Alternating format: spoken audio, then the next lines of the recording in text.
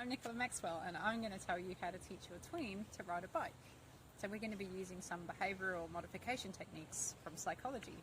So let's get started. Hey Jamie, want to come and learn to ride a bike? Unlike with younger kids, we've got some things to compete with. Come on, let's go and ride a bike. He's too old for stabilisers. He's actually looking for the on switch. So we're going to use a process called forward chaining, which is a technique that breaks down a whole task into its component parts. But first we need to get his buy-in on this project. So it's best to engage with your tween and find out what's going to motivate them. So what's it going to take for you to learn to ride this bike? Oh, you want a new game?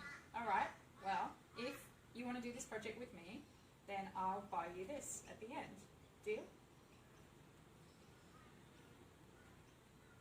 So the idea of the reinforcer for the whole project is to keep your tween engaged. We want something that they can work towards that gives them the feeling that they're going to achieve something at the end. Sometimes you might have to wait until there's something reinforcing on the horizon.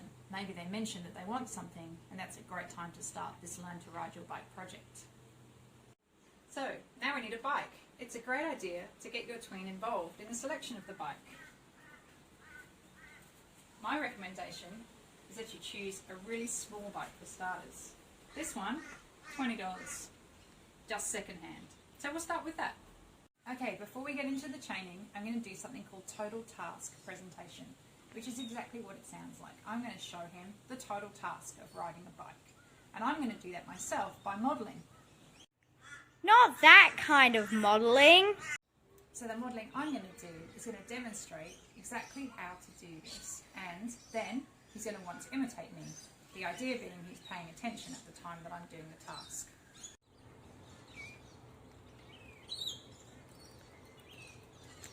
Okay, so put your leg over the other side and then just sort of balance on the seat so you get the feeling for what it's like. That's great. So it's really important when you're teaching someone to learn to ride a bike that you give praise and encouragement when they're doing the right things that you want to see.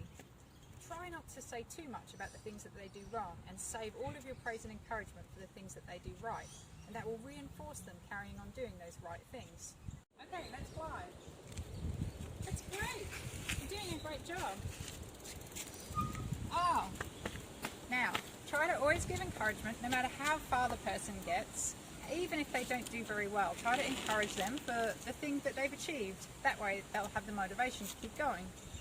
Remember to keep trying until you're confident enough to ride up and down the road. Okay, now we're going to start with the pedals. So put your feet on the pedals and then move them in a circular motion. That's fantastic. Well done. Come on, think about that video game.